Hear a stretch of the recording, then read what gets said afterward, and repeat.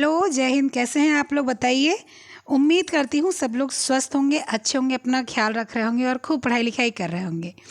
चलिए क्लास शुरू करते हैं, लेकिन उसके पहले सभी लोग ये बताइए आप लोगों का त्यौहार कैसा रहा।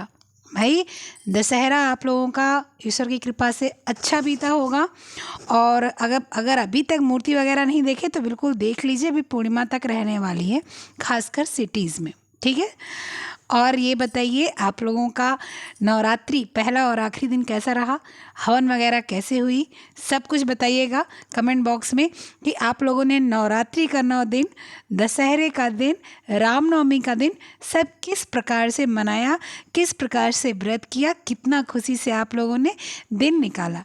ठीक है। 3 दिन की छुट्टियां चल रही थी। संडे था, मंडे था, ट्यूसडे, रविवार, सोमवार, मंगलवार।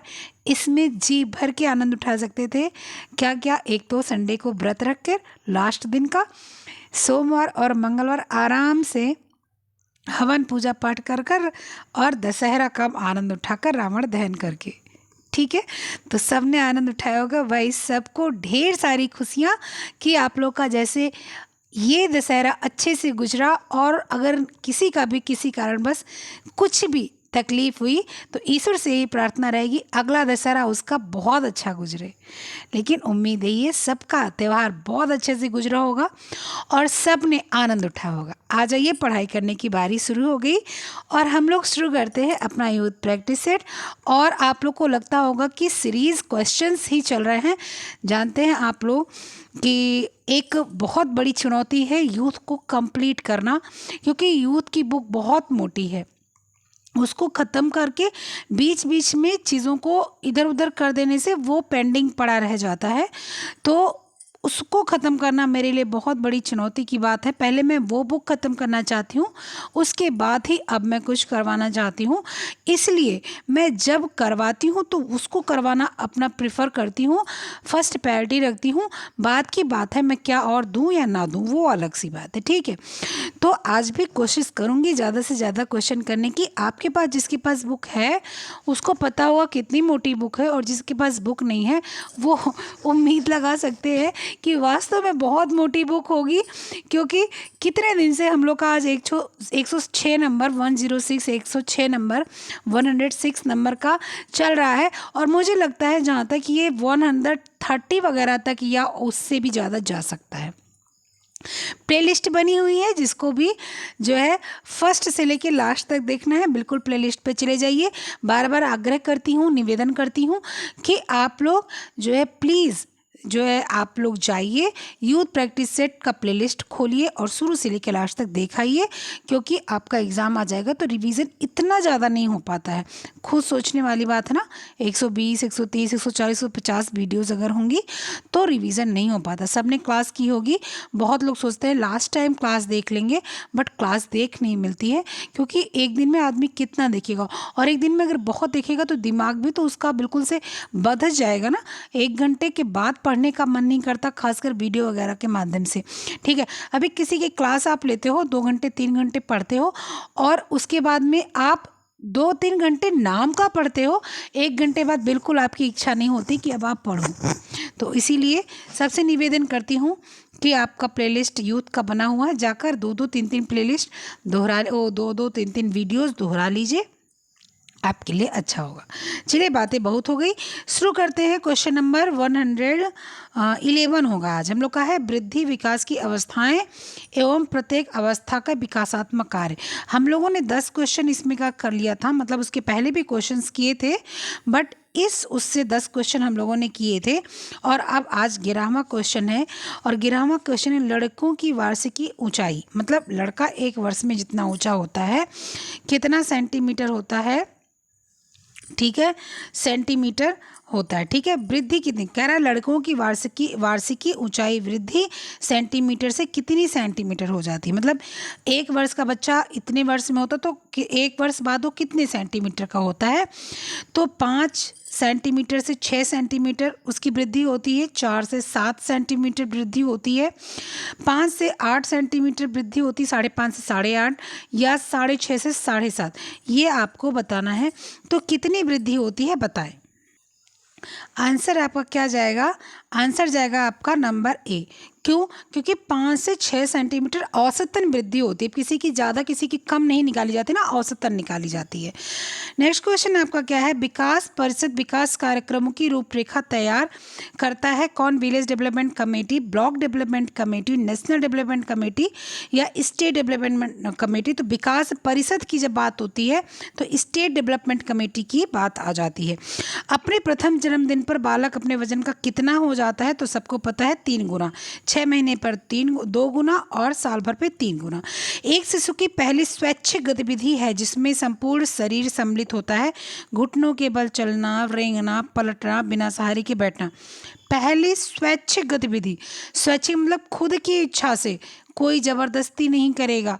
अब देख लीजिए, घुटनों के बल चलना, जब बच्चे को बैठाना हम लोग शुरू कर देते हैं तो बच्चा घुटनों के बल चलना शुरू कर देता है। हम लोग उसको प्रेशर देते हैं, कोई सामान दूर रखते हैं, वो पलटना, पलटना भी बच्चे का स्वैच्छिक गतिविधि होता है। लेकिन जो प्रथम गतिविधि होती है, प्रथम गतिविधि वो रेंगना होता है, बच्चा सबसे पहले रेंगता है। ठीक है, चलिए नेक्स्ट क्वेश्चन क्या है? किसी व्यक्ति का खोई हुई कार्य क्षमता को पुनः बहाल करना, बहाल मतलब शुरू करना, आगे बढ़ाना, करने की प्रक्रिया क्या कहलाती है? चिकित्सा, पुनर्वास, हस्तक्षेपण या आपका उत्प्रेरण क्या बोला जाता है? तो किसी व्यक्ति की खोई हुई कार्य क्षमता का जो हम लोग करते हैं तो उसको क्या करते हैं बताएं। तो पुनः चलती है ना, तो पुनर्वास वैसे अगर इसका अर्थ निकालें तो होता है कहाँ पर वास करना, दोबारा वास करना। लेकिन अभी के लिए तो यही हो, किसी व्यक्ति की खोई हुई कार्य क्षमता को पुनः बहाल करने की प्रक्रिया। अगर पुनः बहाल करने की जो है इच्छा होगी या उसको बहाल करने के लिए बताया जाएगा कि आप जो है प्रेरणा देते हैं तो उत्प्रेरण हो जाएगा। प्रेरणा देना मतलब कि बताना, जैसे हम लोग बोलते हैं आप हार मत मानिए, ये एग्ज़ाम खराब हो गया, कोई बात नहीं, दूसरा एग्ज़ाम अच्छा होगा, तो वो प्रेरणा दे रहे हैं हम, है ना। लेकिन अगर हम कोई आदमी अपनी प्रक्रिया को दोबारा शुरू कर रहा है तो पुनर्वास होगा। ठीक,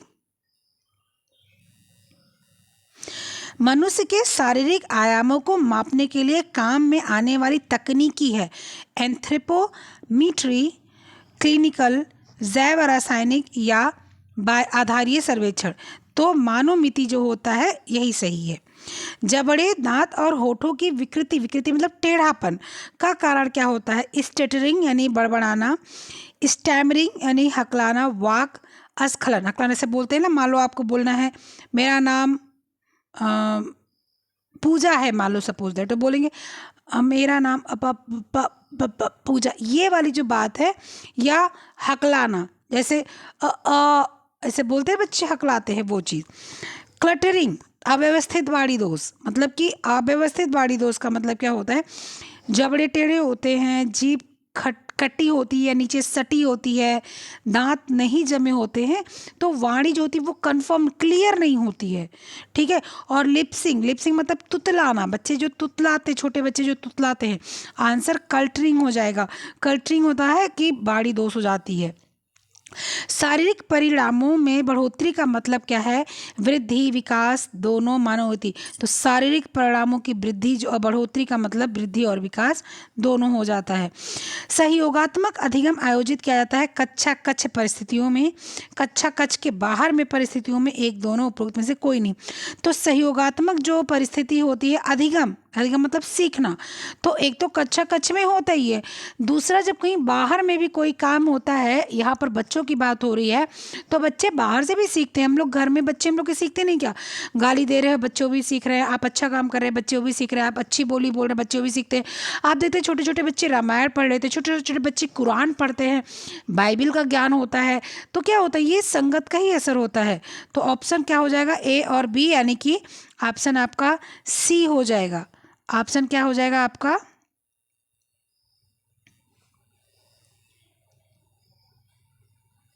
ऑप्शन सी आंसर सही हो जाएगा। ठीक, चले। अधिगम एक प्रक्रिया है तथ्यों के संग्रह की, अनुभव द्वारा अर्थ निर्माण की, परीक्षा की तैयारी की, याद करना। अधिगम मतलब होता है सीखना, और सीखना अनुभव द्वारा होता है।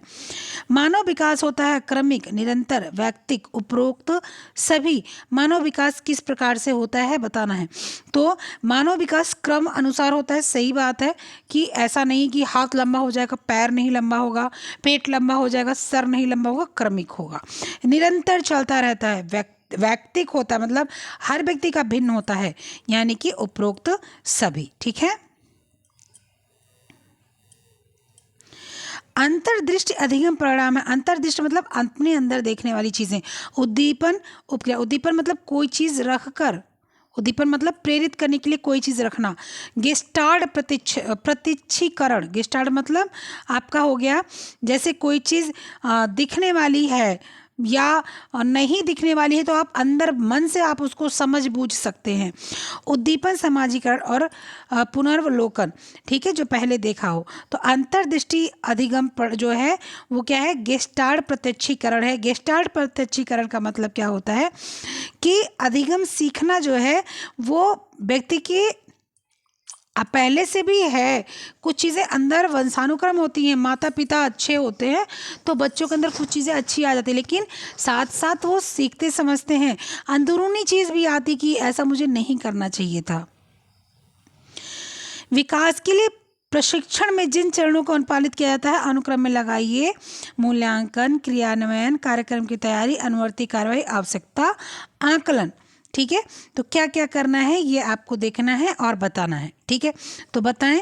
सबसे पहले आपको क्या होगा, आवश्यकता क्या है उसको हम लोग देखेंगे।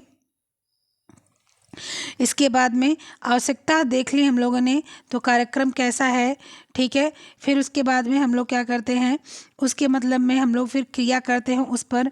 क्रिया करने के बाद में हम लोग क्या करते हैं, उसका मूल्यांकन करते हैं, काम सही हुआ कि नहीं। मूल्यांकन करने के बाद फीडबैक देते हैं, यानी अनुवर्ती कार्यवाही करते हैं। Option number D. ACBAD कहाँ है, ECBAD, ऑप्शन नंबर बी सही है, ECBAD। निम्नलिखित में से विकास की अवस्थाओं के अनुसार व्यवस्थित कीजिए। अंतः स्थापित करना, ब्लास्टोसिस्ट बनना, निषेचन, फिटज की अवधि और एम्ब्रियो की अवस्था, ये सारी चीज़ें हम लोगों ने पढ़ी हैं। एक जो है अलग वीडियो है इसका, अगर आप जाएंगे तो देखेंगे। सबसे पहले आपका फर्टिलाइजेशन होता है, निषेचन होता है, ठीक है। इसके बाद ब्लास्टोसिस्ट की 1 से 2, 2 से 4, 4 से 8, फिर बहुत होते हैं। ब्लास्टोसिस्ट आता है उसके बाद में वो स्थापित होने वाली अवस्था आ जाती है, ठीक है। स्थापित होने के बाद में एम्ब्रियो जो होता है उसकी स्थिति बनती है, ठीक है। और इसके बाद फिटज की स्थिति हो जाती है। आपका आंसर जो है CBAED कहाँ है, CBAED।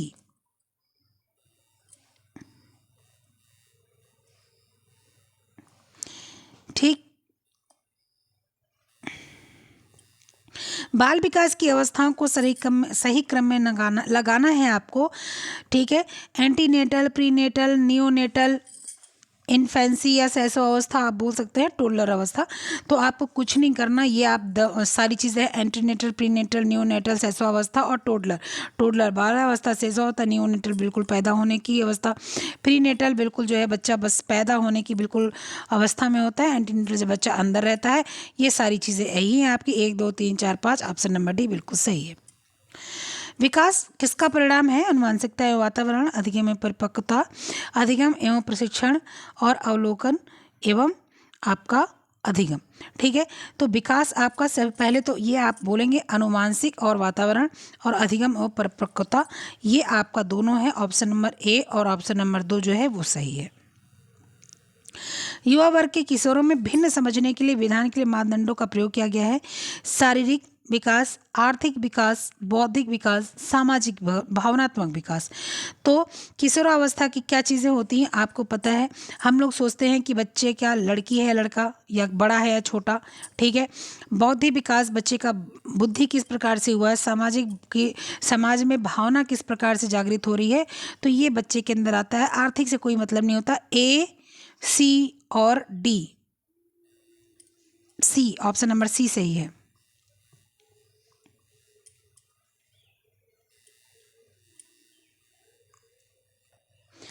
विकास का अर्थ है शरीर की गतियों पर नियंत्रण में प्रगति।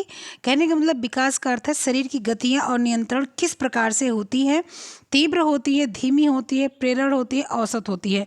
तो हम लोग जब भी विकास की बात करते हैं तो औसत की बात ही सही लगती है। तीव्र तो किसी बच्चे का होता है और स्लो भी किसी बच्चे का होता है, ठीक है।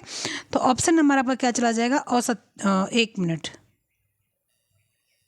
शरीर की गति की बात हो रही है, सॉरी, गति, गति मतलब होता है मोटर, गति मतलब चलाना, ठीक है। तो मोटर, प्रेरण का मतलब होता है मोटर, इंग्लिश में ऐसे लिखेंगे मोटर, MOTOR, मोटर, और हिंदी में ऐसे लिखेंगे मोटर। और मोटर मतलब कि चलाना, चीज़ों को, हाथ पैर को चलाना, तो उसको प्रेरण भी बोलते हैं, ठीक है। क्या बोलते हैं? प्रेरण। ऑप्शन नंबर सी बिल्कुल सही है। आइए, मध्य बाल्यावस्था, ये दी गई सूची को सम्मिलित करना है। वस्तु अस्थायित्व, जातिवादी सोच, विकेंद्रीकृत, अनुमानित, निगमनात्मक और रूटिंग, ठीक है। बताइए क्या है? तो वस्तु अस्थायित्व मतलब वस्तु अस्थायित्व कि आपने कोई सामान बच्चे के आगे रखा, उसके बाद उसको गायब, पीछे हटा दिया। तो जब बच्चा बहुत छोटा रहता है तो उसको लगता है कि चीज़ें गायब हो गई, लेकिन जब बच्चा थोड़ा सा बड़ा हो जाता है तो उसको पता है कि आपने कहीं इधर उधर कर दी, गायब नहीं हुई। वस्तु अस्थायित्व, तो वस्तु अस्थायित्व कब आ जाता है? वस्तु अस्थायित्व अगर शैशव अवस्था हम लोग की नॉर्मल देखी जाए, किसी के अनुसार नहीं, तो नॉर्मल 2 वर्ष तक की आयु में नॉर्मल शैशव अवस्था होती है। किसी किसी ने तो 4 वर्ष भी लिखा है, ठीक है। तो वो सारी चीज़ें मैं वीडियो में बता चुकी हूँ, आप जाकर देख लीजिएगा। तो वस्तु अस्थायित्व की अगर बात आएगी तो उस वस्तु अस्थायित्व में आपका क्या आ जाएगा?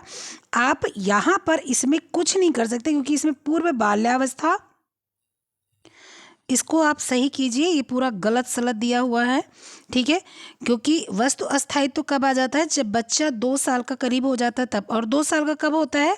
जब बच्चा आपका बच्चा शैशव काल से निकल कर कहाँ पहुँच जाता है? पूर्व स्कूलगामी पर, ठीक है। तो ये लगाइए बी। इसके बाद जीववादी सोच, जीववादी सोच का मतलब होता है क्या? कि जो है जीव के बारे में सोचना। जीववादी सोच बच्चे की नहीं आएगी, जीववादी सोच वयस्क की होगी। जीवों के बारे में सोच बच्चा थोड़ी सोचेगा। विकेंद्रित, केंद्रित, विकेंद्रित मतलब इधर उधर, मतलब वो केंद्र में नहीं है, ठीक है। विकेंद्रित सोच किसकी होती है? तो बच्चा जब मध्य बाल्यावस्था में होता है तो उतना ध्यान नहीं देता, मतलब केंद्र नहीं रहता उसका, उसका मन भटकता रहता है, ठीक है। इसके बाद अनुमानित निगमनात्मक मतलब कोई चीज़ का जो है काम करना है, इसका चीज़ का हल निकालना है, लेकिन अनुमान के अनुसार ये किशोरावस्था में होता है। रूटिंग, रूटिंग बच्चा कब करता है? आपको पता है नवजात अवस्था में बच्चा रूटिंग करता है, ठीक है। तो आपका ऑप्शन क्या आ जाएगा? मैं इसको सही से लाइन में लिख देती हूँ, आप इसको ध्यान से देख लीजिएगा। पहले आएगा बी, बी के बाद आएगा एफ, एफ के बाद आएगा डी, डी के बाद आएगा ए के बाद आएगा ई। ये चीज़ें आप क्या करिएगा? देख लीजिएगा, यही सही है, ठीक है। चलिए आगे बढ़ते हैं।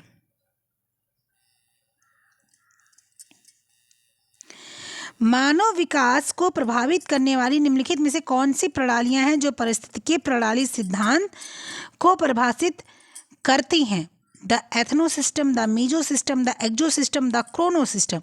आपको बताना है क्या है। तो आपका द एथनो सिस्टम है क्या, आपको बताना है, ठीक है। क्या आपका द मीजो सिस्टम है?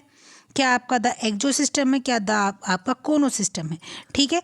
तो आपका ऑप्शन क्या सही हो जाएगा? आपका मीजो, एक्सो, क्रोनो। अच्छा, एथिनो सिस्टम का मतलब क्या होता है? रीति रिवाज, एथेंटिक चीज़ें। एथेंटिक से क्या आता है? रीति रिवाज, ठीक है। तो आपका the meso, the exo, the chrono, option number A बिल्कुल सही है। विकास कार्यक्रम में युवा, बच्चों और स्त्रियों की भागीदारी सफलता के लिए आवश्यक है। विकास कार्यक्रम की रूपरेखा बच्चों, युवा और स्त्रियों के लिए सामान्यता बनाई गई है। बताएं क्या सही है और क्या गलत है, ठीक है। तो ये दोनों बात है भाई, विकास कार्यक्रम अगर सबको ना सम्मिलित किया जाए तो नहीं सही होगा। दूसरा क्या है? विकास कार्यक्रम की रूपरेखा बच्चों, युवा, स्त्रियों के लिए सामान्यतया बनाई जाती है। मतलब कि कोई भी विकास का कार्यक्रम बनता है तो वो सबके लिए बराबर बनता है, सत्य है। लेकिन कभी कभी महिला उत्थान केंद्र, बाल विकास केंद्र, ऐसी चीज़ें होती हैं तो उसमें जो है अंतर हो जाता है, ठीक है। तो क्या है? ऑप्शन तो दोनों सत्य है, इसमें कोई दो राय नहीं है। ठीक है, परंतु सही उत्तर नहीं है ये नहीं लगेगा यहाँ पर, ठीक है, ये नहीं लगेगा यहाँ पर। जो है ऑप्शन आपका ए और आर दोनों सत्य है, परंतु सही उत्तर नहीं है ये गलत बोला जाएगा, ये नहीं होगा। ऑप्शन बी सही कीजिएगा। ठीक, मध्य बाल्यावस्था एवं बाल्यावस्था के अंतिम चरण के दौरान आत्म मूल्यांकन की विशेषताएं क्या हैं? आंतरिक विशेषताएं हैं, ठीक है, वास्तविक आत्मन तथा आदर्श आत्मन है, या वास्तविकता है, या ठोस वर्णन है। मध्य बाल्यावस्था से अंतिम चरण यानी कि आप समझिए 11-12 वर्ष की बात हो रही है, 10-11-12 इसी 3 साल की बात हो रही है। तो कुछ विशेषताएं उभर के आती हैं, आंतरिक विशेषताएं, मतलब कि ये पता चल जाता है, जैसे बच्चे के हाव भाव से पता चल जाता है बच्चे से। हम लोग बोलते हैं ना 7th-8th क्लास का बच्चा रहता है, हम लोग देख के बोलते बोलते बहुत अच्छा बच्चा आगे जाएगा, और उसी में कुछ बच्चे बहुत नालायक होते, बोलते यार ये कुछ नहीं कर पाएगा, ये मतलब कुछ नहीं है इसका। ठीक है, पहला वास्तविक आत्मन यानी कि जो अंतर है, और आदर्श भी चीज़ों को मानकर चलता है। ठीक है, उसके बाद में वास्तविकता में भी उसको पता है क्या सत्य है क्या असत्य है, ठोस वर्णन नहीं किया जा सकता। क्यों? क्योंकि कई बार हमें लगता है बच्चा नालायक है, कुछ नहीं कर सकता, वो आगे चल के आगे बढ़ सकता है। कई बार लगता है बच्चा लायक है, कुछ कर सकता है, और वो आगे चल के कुछ नहीं कर पाता। मैं एक उदाहरण देती हूँ, बहुत मतलब मेरे बहुत करीबी है, मेरे और मेरे परिवार के एक लोग थे, मेरे पतिदेव के फ्रेंड थे। तो उन्होंने जो है 2 लोग थे वो, तो एक लोग क्या थे कि जो है बहुत अच्छे थे पढ़ने में, लेकिन प्रेजेंट टाइम में वो कुछ नहीं करते। उस समय लोग उनको बोलते थे बहुत आगे जाएगा। एक लोग हैं जो प्रेजेंट टाइम में आईएएस हैं, इस समय सचिव वगैरह कहीं पर हैं, तो उनको लोग बोलते थे ये कुछ नहीं, लफंगागिरी करता है। लफंगागिरी मतलब समझते हैं, मतलब कि इधर उधर घूमता है, मारपीट ये सब करता है। लेकिन जब वो 12th पास किए उसके बाद उनका दिमाग खुल गया और बहुत अच्छे से पढ़ाई लिखाई की और आगे बढ़ गए। तो क्या है, हम लोग एकदम ठोस वर्णन नहीं कर सकते। आंसर क्या जाएगा? पहला, दूसरा, तीसरा जो है वही सही है। कौन सी उम्र जिज्ञासु आयु? जिज्ञासु मतलब हर चीज़ जानने की उम्मीद होती है, हर चीज़ समझना है, बोल दो यहाँ नहीं जाना वहाँ ज़रूर जाना है। कौन सी उम्र होती है? 10 से 12, 8 से 12, 6 से 8, 2 से 6। तो जिज्ञासु आयु आपकी होती प्री एज, जो प्री स्कूल एज होती है ना, उसको जिज्ञासु आयु हम लोग बोलते हैं।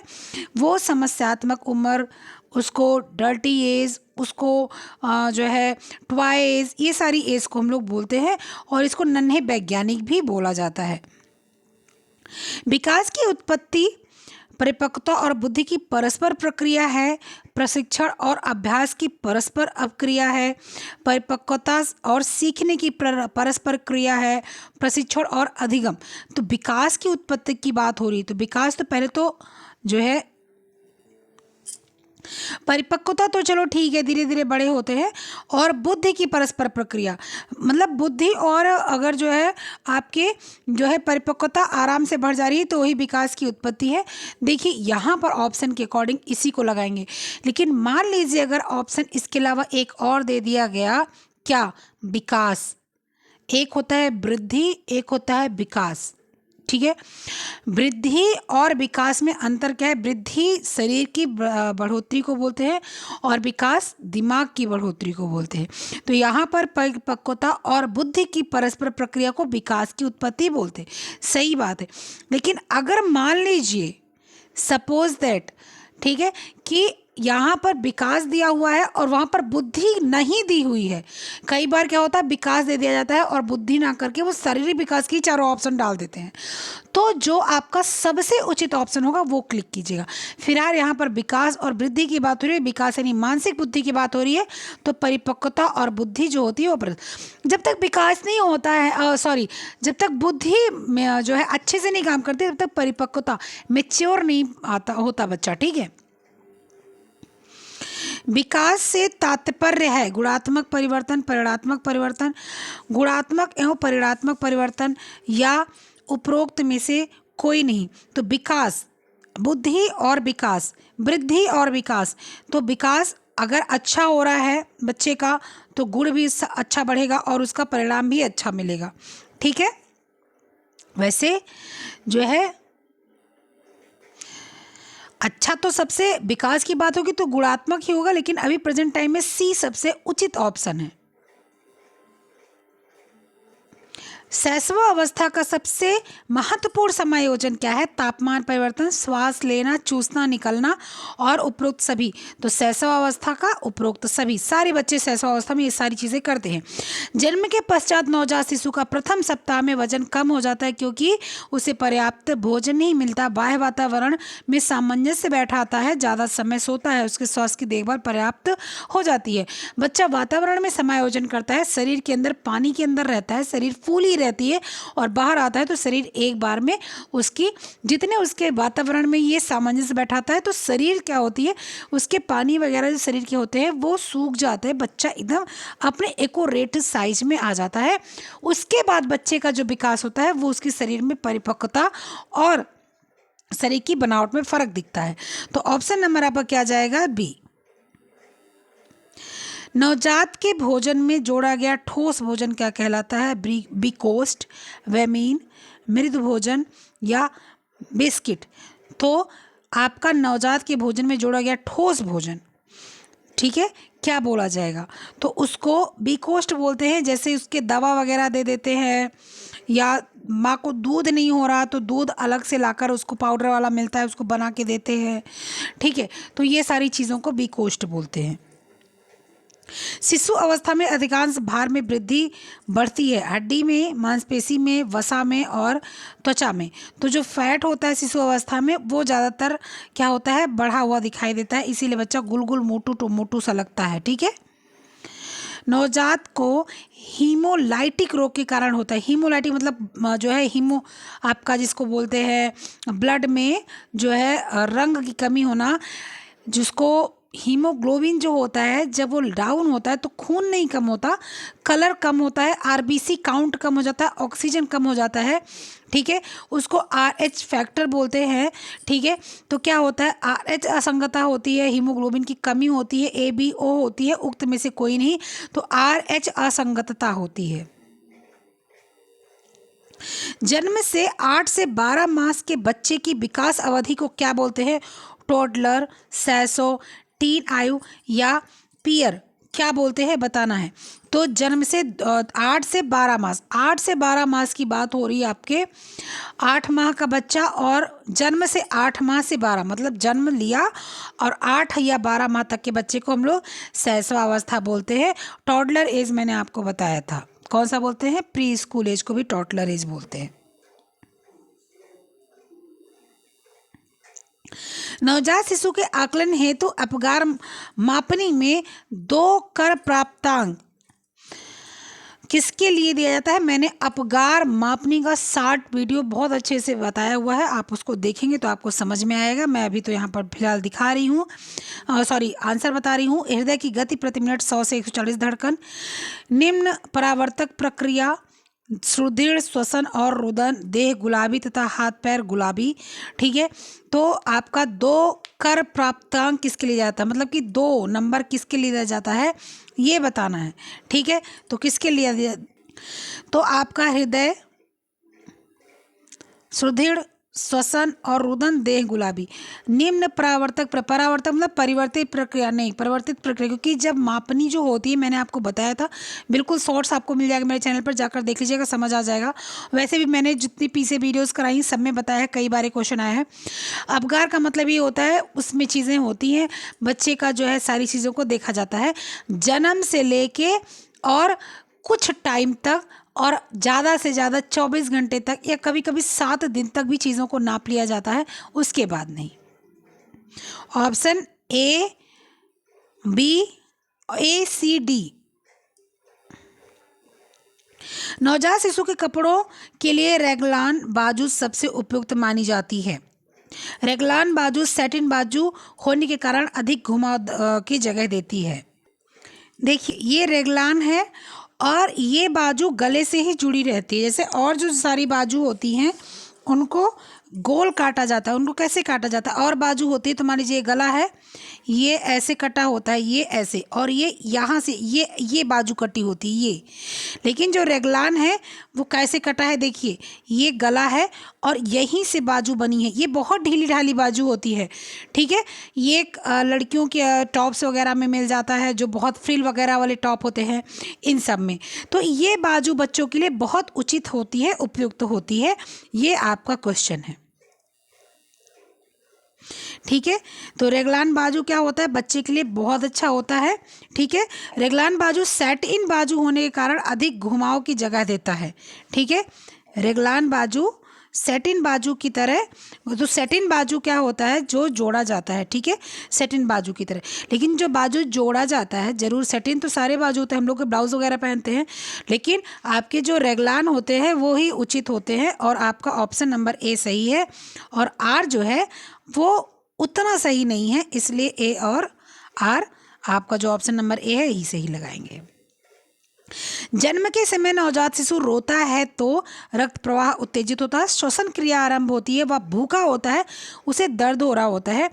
तो जो है, जब जन्म शिशु वाला, जब बच्चा जन्मता रोता है तो श्वसन क्रिया उसकी आरंभ हो गई होती है। अच्छा, अगर मान लीजिए ये ऑप्शन आपका, ये ऑप्शन अगर ना दिया हो तो आप क्या करेंगे? तो आप इस ऑप्शन पर अपना टिक मार्क कर देंगे, अगर ये नहीं दिया है तो, क्योंकि रक्त प्रवाह जब बढ़िया से होने लगता है बच्चा रोने लगेगा। लेकिन मुख्यतः ये ऑप्शन आपका जो है, ये ऑप्शन आपका दिया ही होता है और यही ऑप्शन आपका सही होता है। वृद्धि और विकास होता है जटिल से सरल की ओर, सरल से जटिल की ओर, सरल से सहज की ओर, नीचे से ऊपर की ओर। तो हम लोगों ने बार बार पढ़ा है, मस्तकाधोमुखी वृद्धि और विकास का कार्य है, ठीक है। वृद्धि और विकास का कार्य क्या है? मस्तकाधोमुखी। और ये क्या होता है? सरल से जटिल की ओर होता है।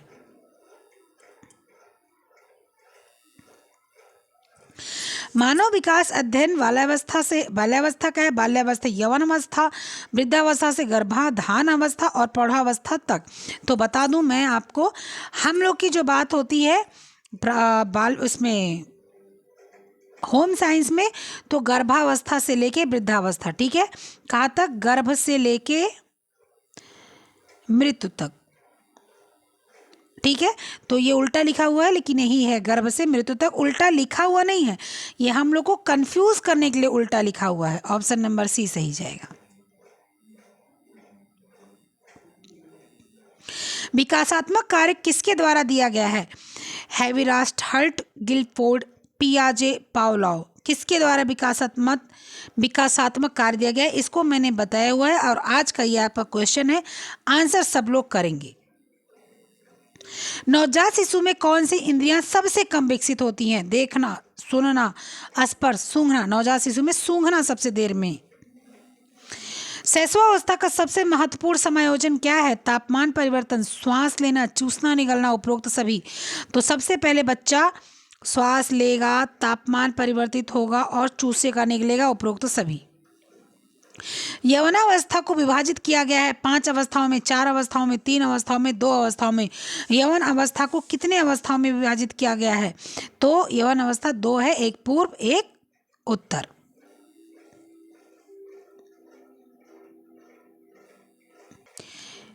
विकास से तात्पर्य है, विकास से क्या तात्पर्य है बताना है? गुणात्मक, परिणात्मक, गुणात्मक, परिणात्मक दोनों, या कोई नहीं? तो आप सबको पता है, ऑप्शन नंबर सी। विकास की उत्पत्ति होती है परिपक्वता से। बुद्धि की परस्पर क्रिया, प्रशिक्षण और अभ्यास की परस्पर क्रिया, परिपक्वता और अधिगम की परस्पर क्रिया, प्रशिक्षण और अधिगम की। अब देखिए, वहाँ पर ऑप्शन था परिपक्वता और बुद्धि की, वहाँ अधिगम नहीं था, इसलिए, ठीक है। लेकिन मैं फिर भी यहाँ पर मैं बताऊँगी आपको एक चीज़, ऑप्शन आप लोग तय कर लीजिएगा इसको, कि ये आपका परिपक्वता और अधिगम। अधिगम कब होगा? जब बच्चे की बुद्धि काम करेगी तभी वो अच्छे से सीखेगा, इसलिए ऑप्शन तो यहाँ भी एक ही सही जाएगा। लेकिन मान लीजिए ये ना होता, तब आप अधिगम लगा सकते थे। अभी तो बच्चे के पास बुद्धि होगी तभी तो सीखेगा, बिना बुद्धि के तो बच्चा सीखेगा नहीं, है ना। तो ऑप्शन ए ही सही रहेगा। जिन स्कूलों में सामान्य बच्चों के साथ विकासात्मक चुनौतियां वाले बच्चे दाखिल हो जाते हैं उन्हें क्या कहा जाता है? विशेष स्कूल, संपूर्ण स्कूल, संसाधन स्कूल, पूर्व माध्यमिक। विशेष स्कूल जैसे गूंगे बच्चे, बहरे बच्चे हैं उनके लिए, ठीक है। लेकिन जो है आपके समेकित विद्यालय होते हैं, जो आपके सामान्य, जैसे कि हम लोग के जो बाल विकास है ना उसमें पढ़ा जाता है, उसमें क्या हो जाता है, उसमें नॉर्मल बच्चे सब उसमें पढ़ते हैं। थोड़े से जो बच्चे विकलांग हैं मान लीजिए वो भी पढ़ सकते हैं, और जो थोड़े से चैलेंजिंग बच्चे हैं वो भी पढ़ सकते हैं। बहुत है उनके लिए तो फिर अलग जाना पड़ेगा ना। तो ये क्या हो जाएगा, संपूर्ण स्कूल की बात हो रही है। वृद्धि एवं विकास होता है, सबको पता है, सरल से जटिल की ओर होता है।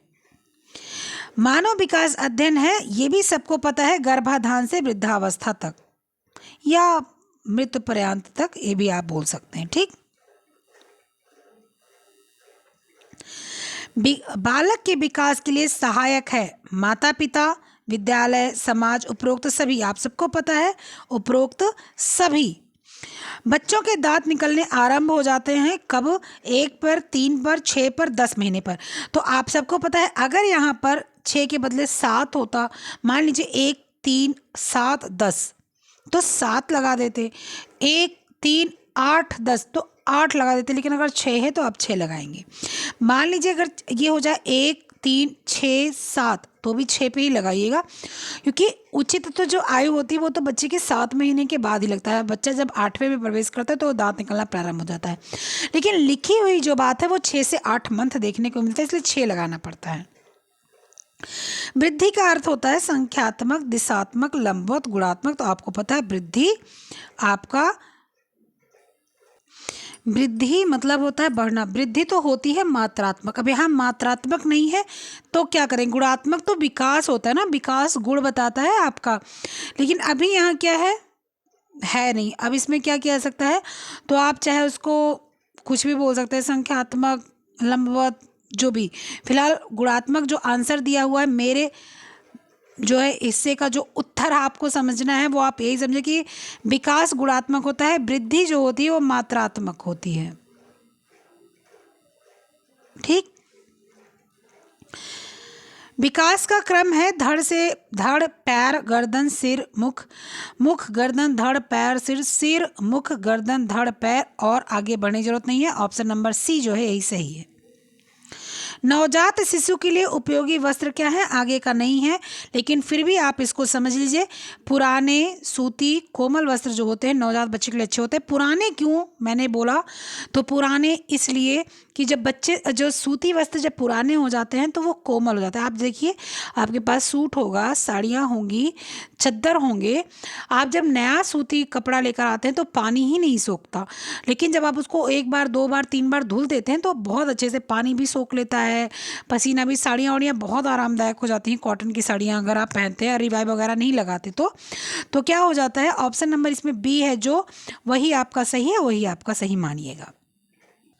मुख दर्शन की अवस्था होती है 8 से 18 माह, 0 से 8 माह, 10 से 15 माह, 12 से 24 माह। तो जैसे बच्चा जब 6 महीने का होता है तो हम लोग उसको कुछ कुछ खिलाना शुरू करते हैं ना, और वो बच्चा पकड़ने लगता है। तो बच्चे का जो होता है, अभी यहाँ 6 माह नहीं दिया हुआ, 8 माह दिया हो, तो आप 8 शुरू कर देंगे। ठीक है। शिशुओं की क्रीपर एज कब से कब तक मानी थी, क्रीपर एज पर मैंने वीडियो बनाया हुआ है। क्रीपर एज की मैंने नोट्स आपको दी है टेलीग्राम पर। क्रीपर एज के बारे में मैंने अपने ग्रुप पर भी बताया है, तो इसलिए आप जहाँ से भी आपको पता होगा क्रीपर एज का वीडियो आप देख सकते हैं। सब कुछ है बाल विकास में, आप जाकर देख सकते हैं। तो क्रीपर एज कब होती है, बच्चा रेंगता है, उसको क्रीपिंग एज बोलते हैं। बच्चा मतलब अजीब अजीब सी आवाज़ें निकालने की कोशिश करता है। तो क्रीपर एज जो होती है वो मुख्यतः 2 से 4 महीने की जो एज होती है यही होती है। अगर 6 भी होता तो भी चलता। 6वां अवस्था को पार्ट्यूनेट अवस्था बोलते हैं। जन्म से 10 मिनट तक, जन्म से 20 मिनट तक, जन्म से 30 मिनट तक, जन्म के बीच की होती है। ठीक है। तो क्या है पार्ट्यूनेट अवस्था किसको बोलते हैं, तो जन्म से 10 मिनट, कहीं कहीं 30 मिनट भी देखने को मिलता है, लेकिन मुख्यतः जन्म से 10 मिनट। धीमा विकास करने वाले बच्चों की पहचान है भावनात्मक व्यवहार में देरी, सामाजिक व्यवहार में देरी, गति और कुशलता में देरी, बोलने में देरी। तो बच्चे जो धीमा विकास करते हैं वो चलते देर में है, उनको चीज़ें पकड़ने में देर लगती है, समझने में देर लगती है। तो क्या हो जाएगा, ऑप्शन सी।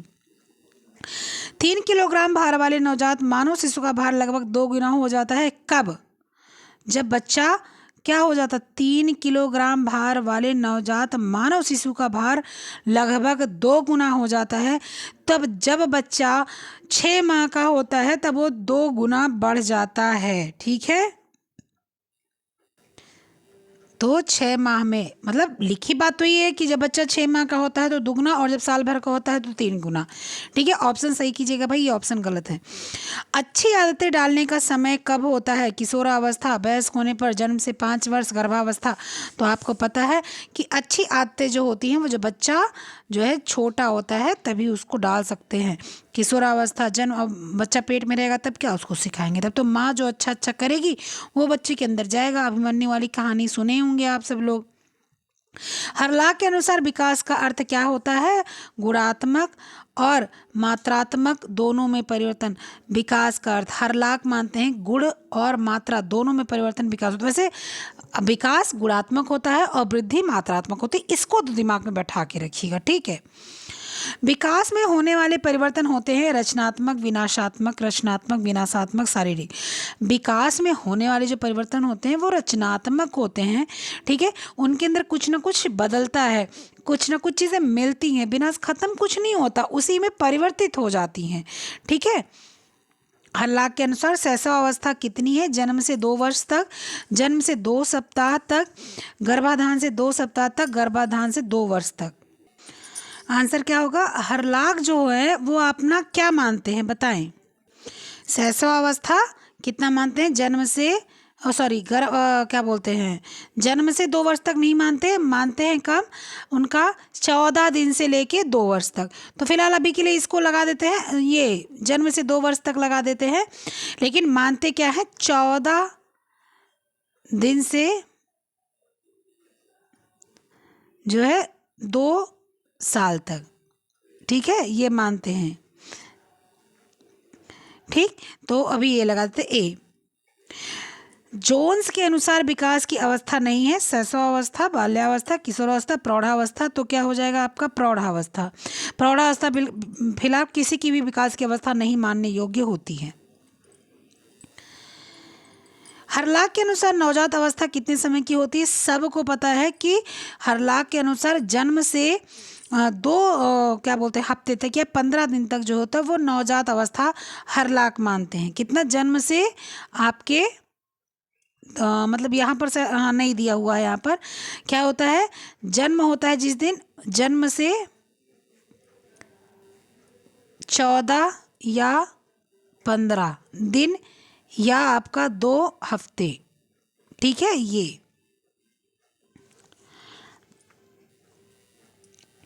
अंडाणु का विकास होता है शैशवावस्था में, किशोरावस्था में, वय संधि में या बाल्यावस्था में। तो वय संधि, वय संधि मतलब बाल्यावस्था, जो उत्तर बाल्यावस्था से किशोरावस्था में जो कदम रखते हैं बच्चे, 12 से 13 के बीच की जो समय होता है उसमें वय संधि होती है, उसी में अंडाणु का विकास होता है। बालक का मन ही अध्यापक की पाठ्य पुस्तक है, या कथन किसका है? तो ये रूसो का है, सबको पता है। मानव विकास की प्रक्रिया की मूलभूत संप्रत्यय हैं। विकास के अर्थ की परिभाषा, विकास की विशेषताएं, विकास की आवृत्ति में अंतर या उपर्युक्त सभी। ठीक है, तो बताएं क्या है? मानव विकास की जो है मूलभूत संप्रत्यय क्या है? विकास की जितने भी चीज़ें यहाँ पर परिभाषा, विशेषता, आवृत्ति में अंतर, सारी चीज़ें जो है वो सभी। शैशवावस्था है समायोजन की, आत्मनिर्भरता की, समस्या की, अनुकरण अवस्था की। तो समायोजन की अवस्था है, सही बात है, और समस्या की भी अवस्था है। Option A and option C ये दोनों सही होना चाहिए। फिलहाल यहाँ पर ए दिया हुआ है और पीजीटी का तो एक ही लगाना है, तो यहाँ पर समायोजन की अवस्था को आप बताएंगे। वैधानिकता के आधार पर बाजार का वर्गीकरण है उचित बाजार, चोर बाजार, खुला बाजार, इनमें से सभी ऑप्शन सही जाएगा। शिशुशाला में दिनचर्या का आरंभ होता है। शिशुशाला ये विद्यालय की बात भी हो सकती है, आंगनबाड़ी की बात भी हो सकती है। ठीक है, तो किसी की भी हो सकती है। प्रार्थना गीत के साथ, फिल्मी गाने के साथ, भाषण के साथ, लड़ाई के साथ।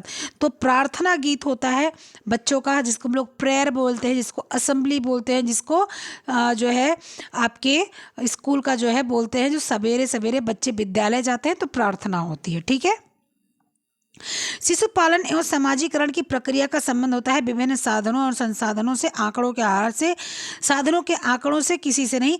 तो शिशु पालन का समाजीकरण विभिन्न साधनों एवं संसाधनों से होता है, संस्थानों से होता है। जन्म के समय शिशु के सिर की लंबाई पूरे शरीर की कितनी होती है? 1/4 होती है, आधी होती है, 2/3 होती है या 1/3 होती है? कितनी होती है ये बताना है। तो जन्म के समय शिशु का जो सिर होता है वो शरीर का 1/4 होता है।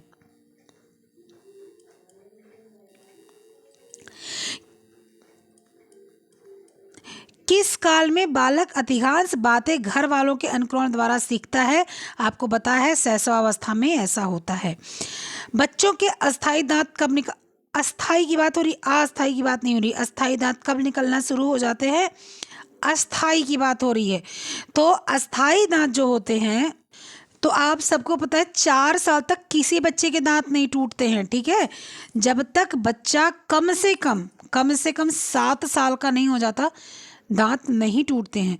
और यहाँ पर ऑप्शन अगर देखा जाए तो यहाँ पर 8 वर्ष की, 2 साल, 3 साल, 4 साल में किसी बच्चे के दांत नहीं टूटते, आप लोग को भी पता है, ठीक है। तो ऑप्शन 8 साल ही लगेगा यहाँ पर, क्योंकि वही उचित है। अगर यहाँ पर 6 और 7 दोनों में से कोई होता तो हम लोग वही लगा देते। धीमा विकास करने वाले बच्चों को इसके द्वारा पहचाना जाता है। गति कुशलता, बोलने में देरी, सामाजिक व्यवहार और भावनात्मक देरी। तो आप सबको पता है, अभी हम लोग ने देखा था गति और कुशलता। दांतों के प्राथमिक सेट यानी दूध के दांत कितने होते हैं? ठीक है, तो आप सबको पता है कितने होते हैं? 20। ऑप्शन सी है, बी मत, ए मत समझिएगा। जन्म के समय एक भारतीय बच्चे की औसत ऊंचाई कितनी होती है? 40 सेंटीमीटर, 45 सेंटीमीटर, 50 सेंटीमीटर, 55 सेंटीमीटर। तो जन्म के समय करीब करीब आप 45 से 50 के बीच बच्चे की लंबाई होती है, और 50 सेंटीमीटर हम लोग उसको समझते हैं।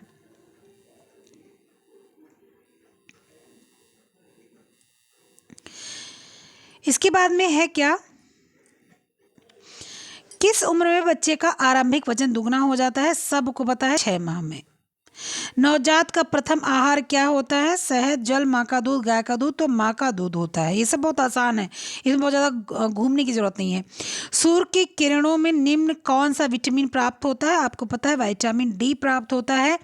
शिशुओं की नाड़ी की गति प्रति मिनट कितनी होती है? तो ये भी पता है आपको, कितनी होती है? शिशु की नाड़ी गति कितनी होती है? शिशु की नाड़ी गति, इसको समझिए 100 से 160 करीब पहुंच जाती है, लेकिन मुख्यतः हम लोग क्या करें, 120 से 150 लगाएंगे, क्योंकि यहाँ पर 120, 100, 120 दिया हुआ है। 100, 150 देते तो यहाँ लगा देते, ऑप्शन सी। लेकिन 120, 150 यहाँ 150 दिए हैं, इसलिए इसको लगाएंगे हम लोग। ठीक। सर्वप्रथम 6 से 7 माह की उम्र में निकलने वाले दांतों को क्या बोलते हैं? कृंतक, केंद्रीय कृंतक, प्री मोलर या मोलर।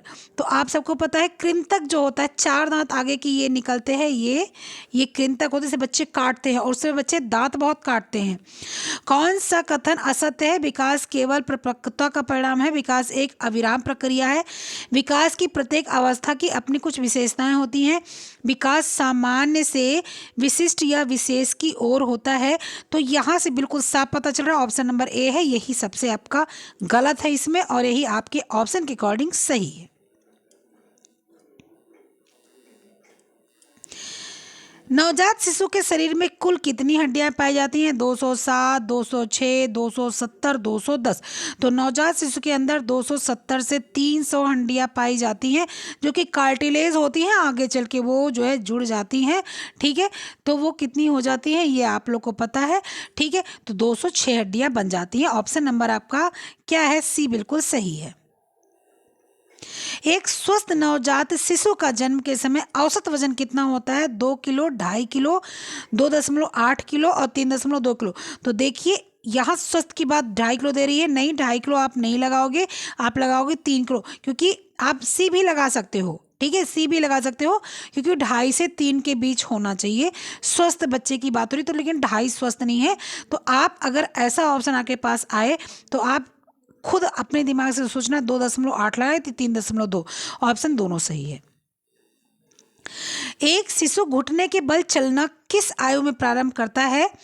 3 से 5 महीने, 7 से 9 महीने, 10 से 12 महीने या 1 वर्ष। तो 7 से 9 महीने में। आ जाता है ये शिशु अवस्था आपकी खत्म हो गई, आ गई बाल्यावस्था। ठीक है, चलिए बाल्यावस्था का क्वेश्चन हम लोग सॉल्व करते हैं, जल्दी जल्दी करेंगे, 100 क्वेश्चन का टारगेट लेके मैं चल रही हूँ।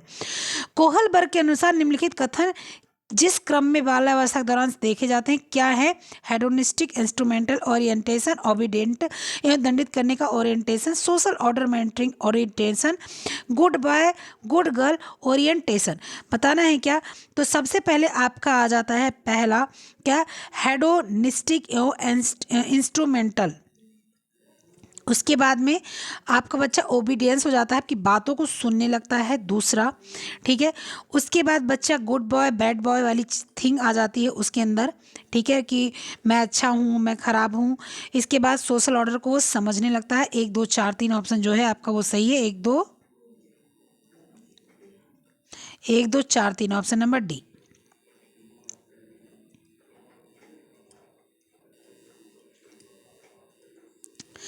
किस अवस्था में बालक की विद्यालयी अंतःक्रिया परिवार की अपेक्षा अधिक हो जाती है? 5 से 6 वर्ष, 11 से 12 वर्ष, 18 से 19 वर्ष और इनमें से कोई नहीं। तो आपका जब बच्चा जो होता है विद्यालयी अंतःक्रिया उसकी कब शुरू हो जाती है? जब बच्चा 6 वर्ष में जो है विद्यालय जाता है और वो 12 वर्ष तक बाल्यावस्था में रहता है। तो ऑप्शन ये सही है और ये यहाँ पर कोई ऑप्शन नहीं है। प्रारंभिक बाल्यावस्था का समय कौन सा होता है? जन्म से 2 वर्ष, 2 से 6 वर्ष, 2 से 5 वर्ष और जन्म से 15 वर्ष। तो 2 से 5 वर्ष का जन्म जो समय होता है वो आपका प्रारंभिक जो आपका बाल्यावस्था होता है वो। ठीक है, लेकिन विद्यालय जाने की अवस्था 6 वर्ष होती है, इसलिए 2 से 6 वर्ष हम लगाएंगे। मनोवैज्ञानिकों ने उत्तर बाल्यावस्था को कहा है विद्यालयी अवस्था, समस्यात्मक अवस्था, गैंग अवस्था और स्लोपी अवस्था। क्या बोले हैं? उत्तर बाल्यावस्था। उत्तर बाल्यावस्था बिल्कुल 12 अवस्था की लास्ट एज की बात बोली जा रही है, उस समय गैंग अवस्था हो जाती है। बाल्यावस्था तो शुरुआत ही हो जाती है। स्कूल जाने की उम्र में सामाजिक समूह में बच्चे कैसे होते हैं? समान लिंग और मिलती जुलती उम्र, विपरीत लिंग, समान लिंग और वयस्क, विपरीत लिंग और वयस्क। तो आपको पता है समान लिंग के से दोस्ती करते हैं, लड़कियों से बड़ी उनको दुश्मनी रहती है, एलर्जी नहीं दुश्मनी रहती है। ठीक है, प्रारंभिक बाल्यावस्था का समय क्या होता है? जन्म से 2 वर्ष, 2 से 6 वर्ष, 2 से 5 वर्ष, जन्म से 15 वर्ष। आपको पता है 2 से 6 वर्ष। मनोवैज्ञानिक ने उत्तर बाल्यावस्था को क्या बोला है ये बताना है आपको। तो मनोवैज्ञानिक ने उत्तर बाल्यावस्था को गैंग एज बोला है। कल्पनात्मक चिंतन किस आयु में प्रारंभ हो जाता है? कल्पना के द्वारा बच्चा सोचता है, कल्पना के द्वारा बच्चा जो है विचार करता है, वो किस एज में शुरू हो जाता है? तो कल्पना वाला बच्चे के 6 वर्ष में आराम से शुरू हो जाता है।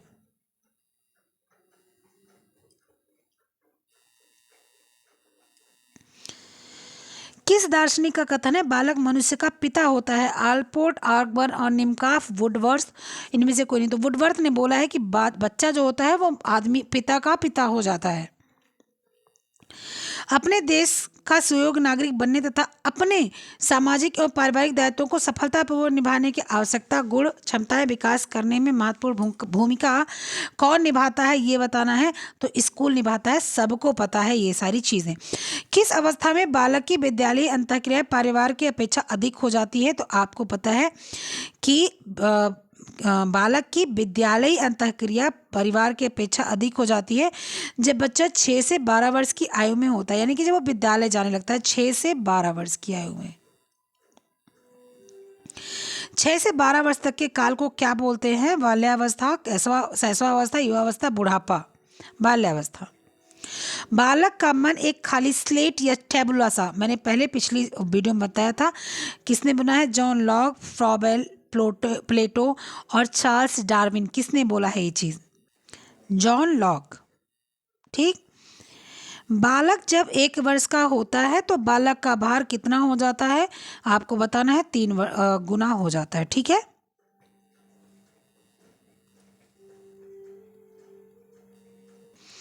मनोवैज्ञानिक ने बाल्यावस्था को क्या कहा है? विद्यालयी अवस्था, उत्तर बाल्यावस्था को। तो बार बार वही क्वेश्चन, गैंग अवस्था बोलते हैं। ठीक है, विकास की दर सर्वाधिक तीव्र होती है? शैशवावस्था, उत्तर बाल्यावस्था, गर्भकालीन अवस्था, यौनावस्था। तो विकास की जो गति होती है वो सबसे ज़्यादा तेज कब होती है? सबसे ज़्यादा तो जब बच्चा आपका जो है किस में हो जाता है? जब बच्चा